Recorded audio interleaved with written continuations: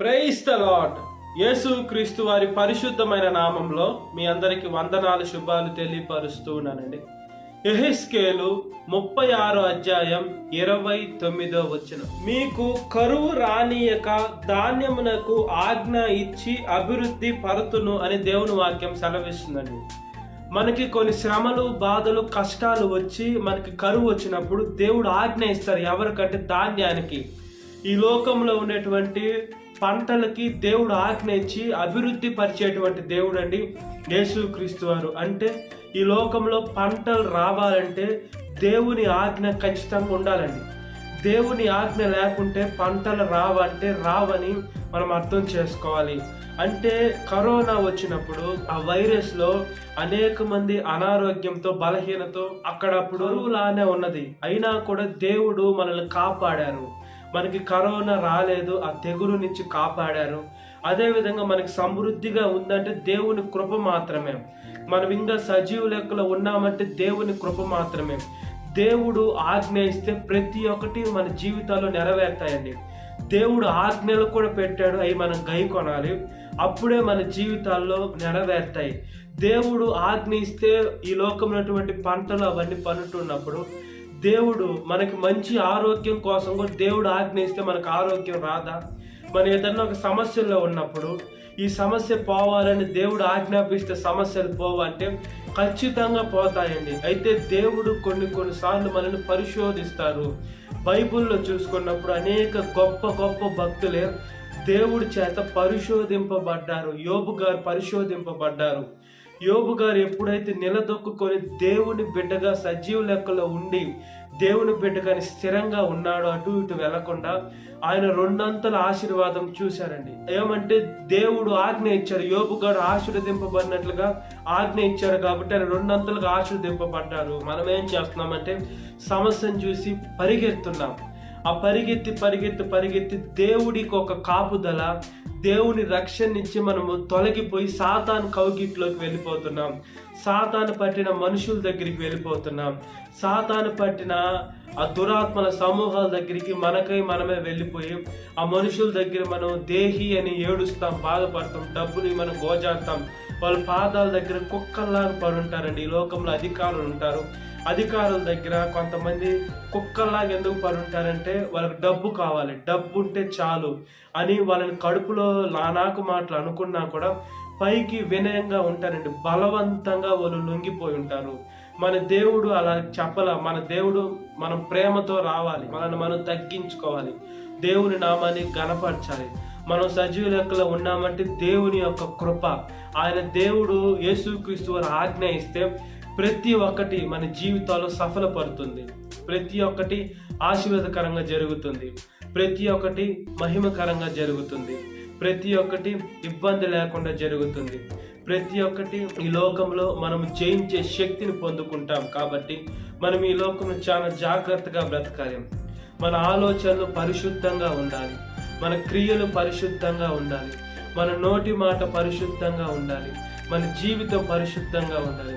ఎప్పుడైతే ఇవన్నీ పరిశుద్ధంగా ఉంటామో, ఇవన్నీ పరిశుద్ధంగా మనం జీవిస్తూ ఉంటామో, ఇవన్నీ కలిగి మనం ఉంటామో, అప్పుడు ఈ లోకమంతా వ్యతిరేకంగా మన మీదకి వచ్చిన దేవుడు ఆజ్ఞ ఇచ్చి మనకి వ్యతిరేకంగా ఏ ఆయుధము రూపం పడనీయకుండా వాటిని తొక్కి వేస్తారండి యేసుక్రీస్తు వారు. మనము ఈ లోకంలో దేవుడు ప్లాన్ లేనిదే ఈ లోకానికి రాము. దేవుడు చిత్తం ఉంటేనే వస్తాం. మనం ఈ లోకంలో ఏ తల్లి గర్భాన రావాలా, ఎలా పెరగాలని, ఇవన్నీ దేవుడు ప్రణాళిక అండి. దేవుడు ప్రణాళికలో మనం ఈ లోకంలో జీవిస్తున్నాం. మన పట్ల ఆలోచన లేనిదే దేవుడు ఈ లోకాన్ని పంపించాల. మనం ఆ ఆలోచనని మన మనసులో పెట్టుకొని ఎప్పుడైతే ప్రార్థన చేస్తూ ఉంటామో దేవుడు మనకి చూపిస్తాడండి. దేవుడు దర్శనాల ద్వారా చూపిస్తారు. దేవుడు కళల ద్వారా చూపిస్తారు. దేవుడు కళలకి అర్థం చెప్పే రీతిలో కూడా మనల్ని ఆశీర్వదిస్తారు. కాబట్టి మన ఫోకస్ అంతా దేవుని పైన ఉండాలి.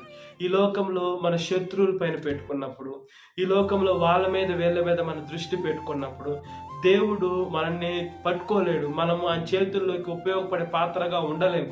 ఏమంటే మనం ఈ లోకంలో ఉన్నటువంటి మాలిన్యపు ఆలోచనలు మన మైండ్లో ఉంటాయి. దేవుని వాక్యం ఉండదు. ఆ వాక్యం మైండ్లోనే కాదు కానీ హృదయంలో కూడా ఉండదు. కాబట్టి దేవుని వాక్యము బాణము వంటిదండి. రెండంచులు కలిగిన ఖడ్గం. ఇటు చెప్పే సేవకులకు వర్తిస్తుంది, వినేటువంటి బిడ్డలకు కూడా వర్తిస్తుంది. కాబట్టి ఈ లోకంలో మనం ఎంత పరిశుద్ధంగా ఉండాలి, ఎంత నమ్మకంగా ఉండాలి, ఎంత దృఢంగా ఉండాలి, దేవుని నామాన్ని ఎంత మహిమపరిచే బిడ్డలుగా ఉండాలి. మనం పరిశుద్ధమైన జీవితాన్ని కలిగి ఉంటేనే దేవుడు మనల్ని ఆశీర్వదిస్తాడు, దేవుడు మనల్ని దీవిస్తాడు. కాబట్టి మనం దేవుని ఆజ్ఞానుసారంగా జీవిస్తే దేవుడు పంటలకి, ధాన్యానికి కూడా ఆజ్ఞ ఇస్తానన్నాడు. కాబట్టి దేవుని వాక్యానుసారంగా బ్రతుకున్నట్లుగా ప్రార్థన. మహాపరిశుద్ధాత్మదేవ, మా ప్రియ పరలోకమందున తండ్రి, స్తోత్రమయ్య.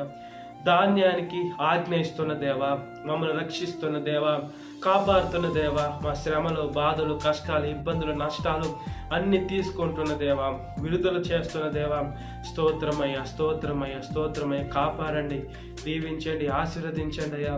మీ నామాన్ని మహిమపరిచే బిడ్డగా మమ్మల్ని తీర్చిదిద్దుతున్న దేవ, స్తోత్రమయ్య. ఆరోగ్యం దయచేయండి అయ్యా, బలాన్ని దయచేయండి అయ్యా, శక్తిని దయచేయండి అయ్యా, అపవిత్రాత్మ శక్తిని తీసివేయమని అడుగుచున్నానయ్యా. మా ఫోకస్ మీ వాక్యం పైన ఉంచాలయ్యా, మా జీవితం మీ వాక్యం పైన ఉండాలయ్యా. యేసయ్యా, ఈ లోకంలో అందరూ వచ్చి మాకు వ్యతిరేకంగా వచ్చి నేను నిన్ను చంపేస్తాం, నువ్వు యేసయ్యని నమ్మబాకంటే చంపినా పర్వాలేదు, నేను నా దేవుణ్ణి నమ్ముతానని ప్రాణాన్ని సమర్పించుకునే బిడలుగా అయిపోవాలి. ప్రార్థన చేస్తున్నామయ్యా, సహాయం దయచేయండి. మీ పరిశుద్ధాత్మ శక్తిని మాకు వరంగా ప్రసాదించండి. యేసయ్యా, మీ వాక్యము మా పాదములకు దీపమై ఉంటుంది, మా త్రోవకు వెలుగై ఉంటుంది. త్రోవకు వెలుగైన మీ వాక్యాన్ని బట్టి దేవా మీకు స్తోత్రం చెల్లిస్తున్నామయ్యా. ఈ లోకంలో అనేక చిక్కుముళ్ళు ఉన్నాయి, మా పాదాలకు అనేక ఈ లోకంలో ఉన్నటువంటి శరీరాశ, నేత్ర జీవడం చిక్కుకొని పోయి ఉన్నాం. ఇలాంటి మాకు కంటికి కనబడని బంధకాలు సాతాను ప్రతి ఒక్క బిడ్డని పట్టి వేసిందయ్యా.